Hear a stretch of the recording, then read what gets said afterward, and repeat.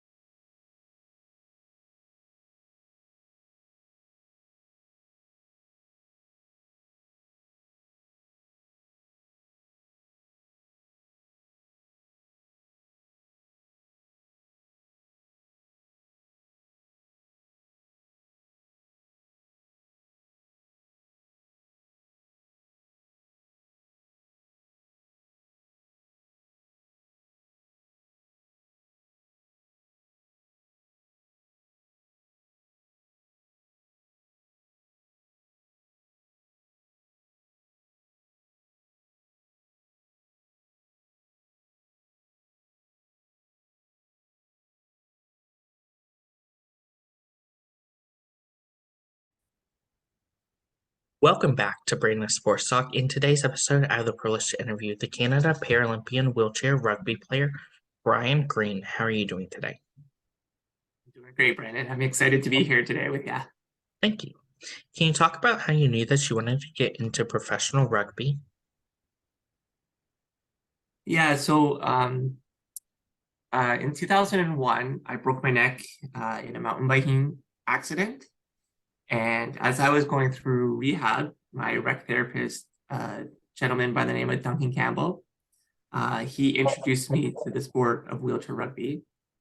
Um, and at the time, uh, at the time I was trying wheelchair rugby, a few other sports.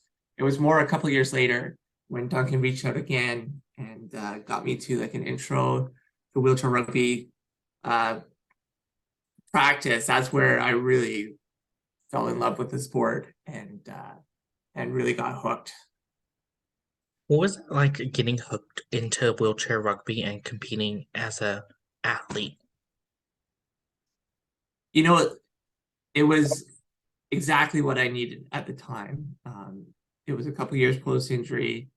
Uh, I was really, it was a really tough time. I had kind of lost my identity. I was really active before my injury, and I was struggling for those couple years post injury with what trying to find something to build my new identity around. And wheelchair rugby, it was the first sport that I tried that really where I felt like I could be competitive at it, and I was really enjoying. There's strategic aspect to it. I really enjoyed the physicality of it, and it's exactly what I needed at the time. And my life greatly improved the more rugby I played, and the more I got into it. So I'm very fortunate to have found a sport like that, and I'm very fortunate for the benefits that it has brought into my life.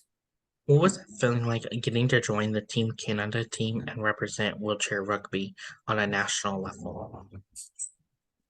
Yeah. Oh, I mean, it's a dream come true for me.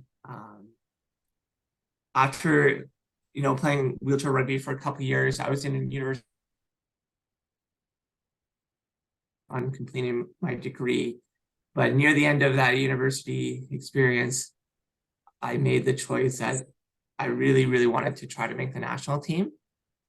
And it took me a long time to make the team, a lot of trying and failing, a lot of tryouts where I wasn't getting the the results that I wanted. So when I finally made the team in 2013, it was it was a huge moment. I was so happy, um, and it was just unreal.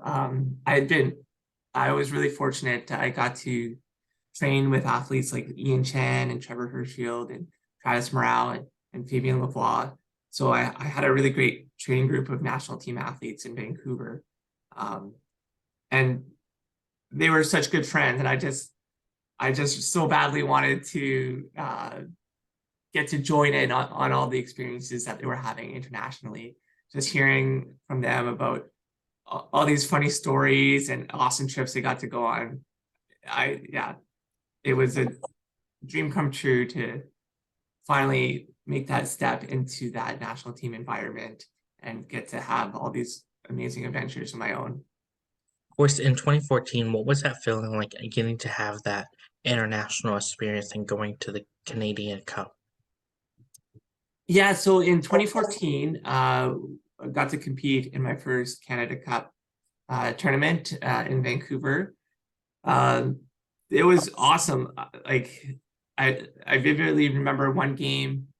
I think we played against GB. I think it was semifinal game, and it was such a close game. I think actually GB was winning late into the fourth quarter, and I got to go on with a lineup with Dave Wilsey, myself, and Travis and Zach Medell, and we managed to turn the game around and win right in the last seconds of the fourth quarter. What And was, it's just like, it was such like, to be like in wheelchair rugby, it's really tough to come back when you're down, so to have such a dramatic turnaround against such a good team, GB is a really, really solid team. And to get the win, and it's like my second year on the national team. It was such a rush. Like it has such a high coming off of that. Like yeah, it was one of those memories that's gonna stick with me forever. of course, competing in the Pan American game in 2015, what was that moment like? And how did that feel like getting so close to then go to the Paralympics for your first time? Yeah, in Toronto, that's another really special tournament for me. It was my first multi-sport tournament. So up until that point, I'd only been to wheelchair rugby tournaments, and like we had been to the World Championships in 2014 in Denmark, where we finished silver, and that was amazing, right? You get to compete against all the top teams in the world, having that silver result, really cool experience, and lots of great games and moments from that tournament.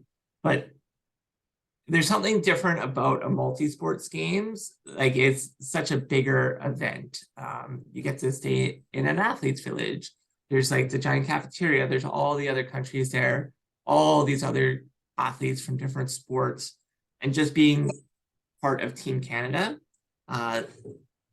So being part of a team sport like wheelchair rugby, we always have each other to rely on. But when you're at a multi-sports event, there's a bigger Team Canada, right? There's all the athletics, all like the wheelchair basketball, and again, all the other sports there. And we're all one team. So you have that camaraderie, that fellowship of athletes there, and you get to meet and chat with all these other athletes from across Canada and across the world. So it's just a whole different feeling. And then on top of that, 2015, it was our first chance to qualify for Rio in 2016, which was going to be my first Paralympic event. But to do so, we had to beat the US, who are so dominant in wheelchair rugby and have been dominant for so long.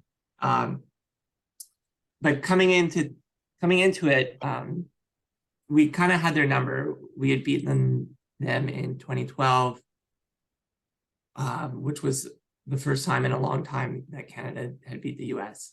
And then I think we beat them again in 2014. So we're coming in confident and excited for that.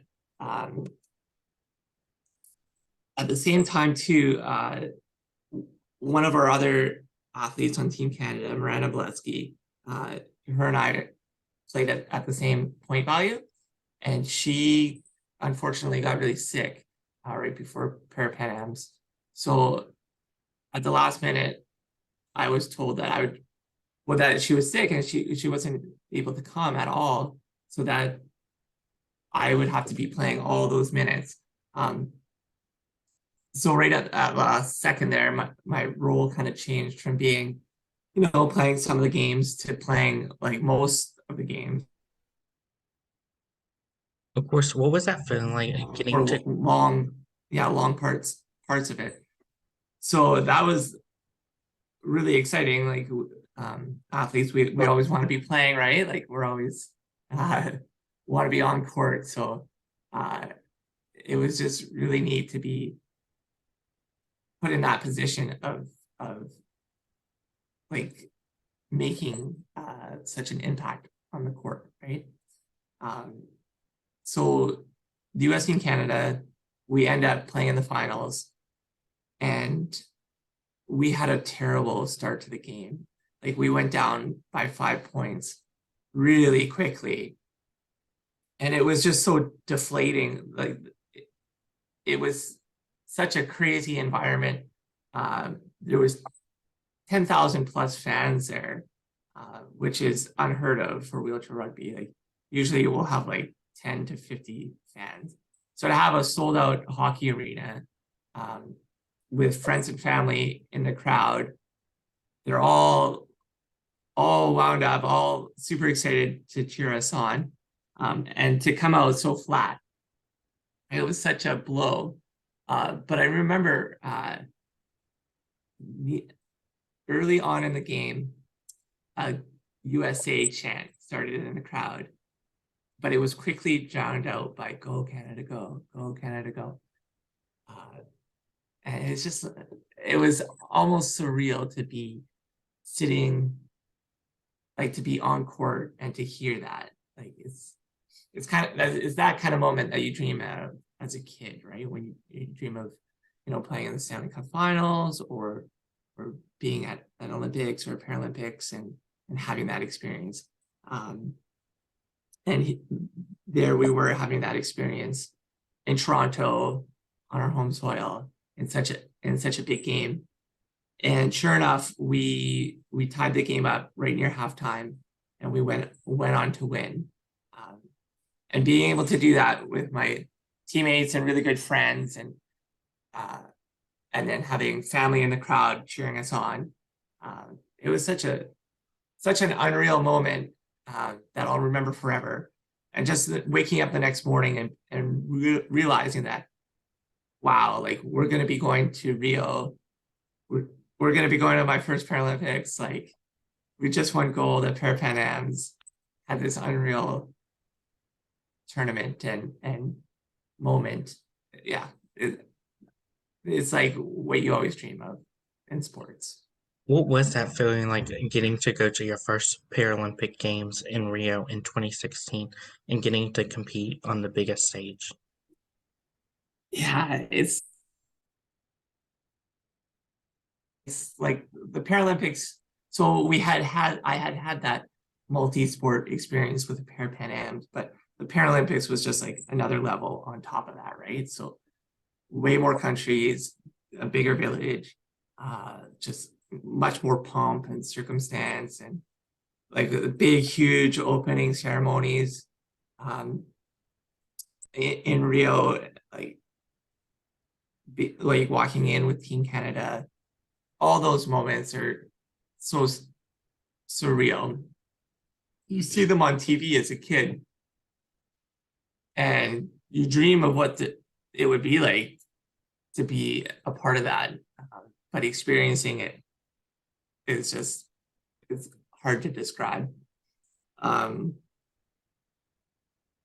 just like, some of those smaller things, like getting your Team Canada swag as you come into the village, right? Getting all the clothing and all that stuff. It just adds to the whole experience and makes you so proud to represent your country and represent your sport. Of course, when getting that gear, what was that feeling like, getting to put on that gear and having the Argonaut symbols and the Canada Maple Leaf flag on that gear? It's like a second Christmas. It's we all like swag, and it's just really neat to have that kind of personalize that special jacket or pair of pants. Like we get spoiled for sure with with all the swag, and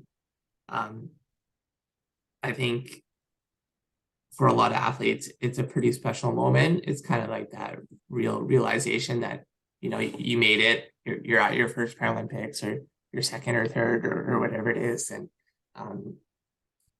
all the hard work that you've put into getting there, you can finally kind of like take a deep breath and realize that it's all paid off, and you have this really special moment to show how hard you've been working and what you can do and make your country proud. While at Rio, what were some of your biggest accomplishments competing in Rio at the Paralympics? Yeah, so Rio, from a team's perspective, we didn't have the performance that we wanted. We ended up finishing fourth, which was a disappointment. Coming in, we had our eyes set on a top 3 finish. But there was still some really, really great moments from that. We played Brazil, which was the home team, and the crowd was rabid. Like, they were all fired up. They were booing us, which was actually a lot of fun, like, to have the crowd so engaged. And like I mentioned earlier, it's only at very certain events where we get a big crowd for wheelchair rugby. We're used to playing to empty stadiums. So to have a full crowd that was really invested in the game was really cool. And Brazil, they qualified for the Paralympics because they were the host country, but world ranking wise, they were a little bit outside of the top 8, but they played a great tournament and had some really, really close games against the top teams. So it wasn't an easy match by any means. They played really tough, but yeah, it was great to just soak in that atmosphere, that environment, and it was a great opening game for us. While in Rio, what was that like having the crowd cheer for you versus in Tokyo not being able to have that crowd? Yeah, we definitely miss the crowd in Tokyo, and I feel really bad for Tokyo. Like, they kind of got a bad deal with everything that happened. Tokyo was really, like, they were really excited to host, and they were like, it was on track to be a really cool, a really great Paralympics. Yeah, so pretty devastating that everything happened how it did, but at the same time, it's a huge accomplishment that the Paralympics was able to go ahead and happen safely and successfully. So, and that wouldn't have been possible without all the hard work that the volunteers and organizers put into hosting the 2021 Paralympics in Tokyo. That being said, yeah, the atmosphere was very different without having the big crowds. But again, like, from a wheelchair rugby's perspective, like from a performance perspective, it wasn't anything that we weren't used to. I mean, we're used to playing for no crowds at all. So it wasn't anything new for us. It would have been great though to have that live crowd for sure. Of course, for my listeners that don't know, how do you play the sport of wheelchair rugby? For my listeners that don't know, how do you play the sport of wheelchair rugby? Yeah, so we play 4-on-4 on a basketball court. The rules are very different from able-bodied rugby. The sport of wheelchair rugby, it was invented in Canada in the 70s, and when it was first created, it was called murder ball. And it wasn't based on able-bodied rugby at all. It was its own unique game. It's only when it became a Paralympic sport that they changed the name to wheelchair rugby. I think they chose wheelchair rugby because of how you score points, and also kind of the physicality of the game. It was a good kind of comparison. So in wheelchair rugby, you're allowed to pass the ball any direction you want. To score a point, you have to cross over the end line between 2 cones with 2 of your 4 wheels, and that scores a single point. You're allowed to hit anybody at any time, even if they don't have the ball, which is definitely one of the most fun parts of the game. It's pretty much like bumper cars turned into a sport. And I would encourage all your viewers to head onto YouTube and just type in wheelchair rugby and watch, because it is definitely a spectacle to be seen. Of course, what was that feeling like when you became a Paralympian and you were able to add PLY behind your last name and add Paralympian? Yeah, to be honest, Brendan, I have not had a chance really to put PLY behind my name. I mean, I've had a chance, but I haven't done it. But that being said, I think it's awesome. I think it is definitely a great way to recognize all the hard work and the dedication and the professionalism that goes into being a Paralympian. And I think it's a great way for Paralympians to kind of market themselves and to show the world that it is on par with being a professional in another field of work, especially as athletes transition away from sports and into a post-sports career. Of course, coming back home to Canada, what was that feeling like once you came from Rio and Tokyo and you were able to receive your Paralympic ring and have the Argonaut symbol and the Canada Maple Leaf flag on it? Yeah, again, like reminder, right, of all the hard work and dedication and just having that little acknowledgement of that. And it's kind of cool that it comes once you get home. It's just kind of another little reminder of what a great experience you just had. And it's kind of nice because sometimes when you get home, there's a little bit of a dip, right? It's kind of like that post-Christmas dip where it's kind of normal to be a bit down. So to have that show up in the mail, be like, oh, hey, you just did this really cool thing. And it's a nice little reminder. Who are some people that you look up to in the sport of wheelchair rugby?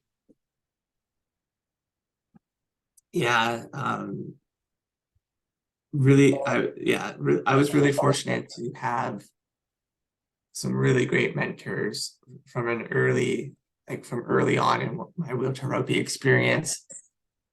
It's really hard to just say anybody specific because there's been so many, but Trevor Hirschfield is definitely somebody from early on that I always kind of looked up to and learned a lot from.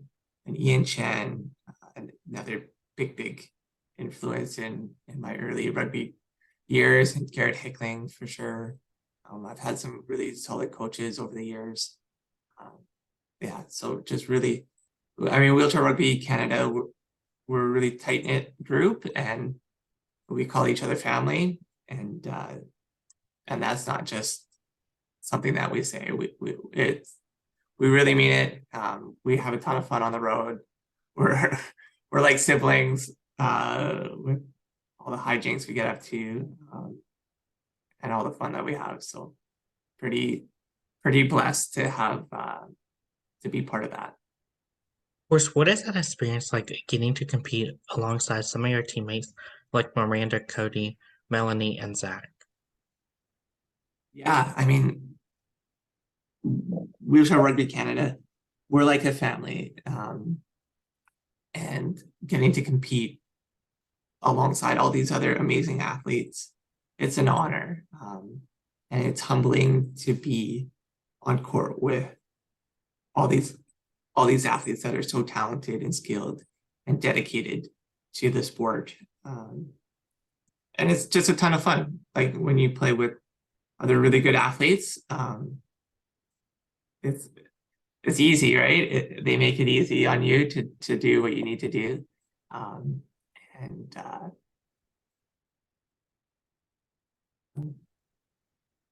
it's an unreal feeling to be able to compete against these other really tough teams and come out on top. It's pretty cool. It's pretty special. What is it like, honestly, getting to live out not just one, but two Paralympic dreams of making it to the Paralympics? Yeah, it's really it is it's hard to describe. I mean, to be able to do it, to get to go to two Paralympics while balancing a career, a family, um, all that stuff outside of sports. I'm really fortunate that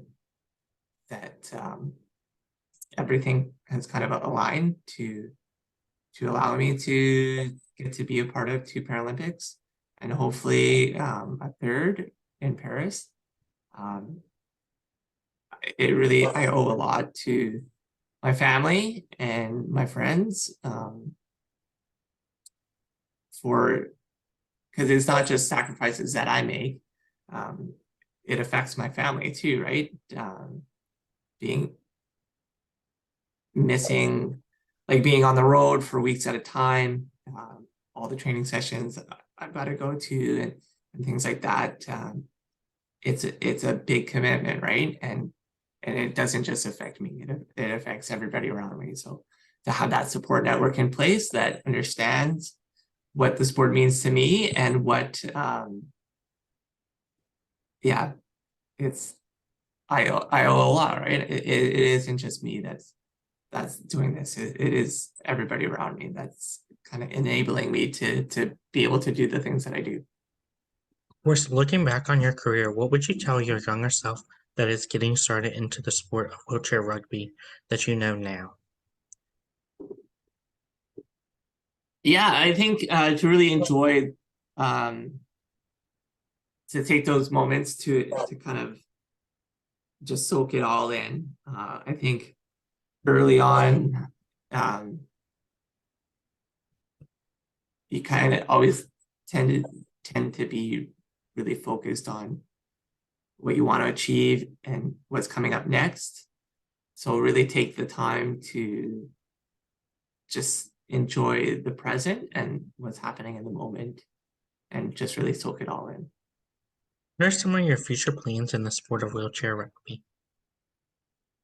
Yeah, so I'm still competing with the national team and we have our goal set on qualifying for the 20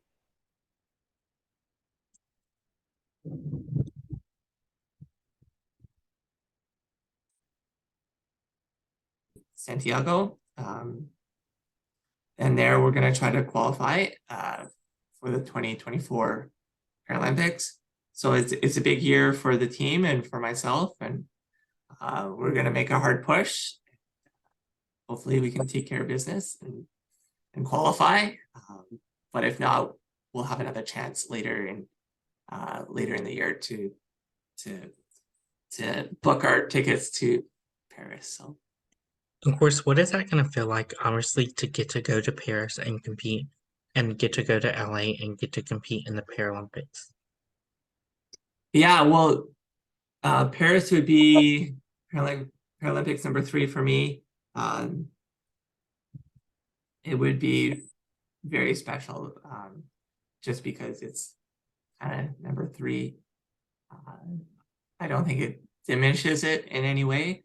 Each time you get to go, it is a huge honor and takes a lot of work, dedication. And each Paralympics is unique, right? It's special in its own way, and it's another shot to try to get on the podium, show the world that Wheelchair Rugby Canada is one of the top teams. So yeah, it would be really special to get to be part of that team in 2024 in Paris. What advice would you give those people that are looking to get started into the sport of wheelchair rugby? Yeah, so my advice would be to go for it. I know it can be, there's a lot of barriers to entry, but there's a lot of support at the same time to help new athletes make the jump.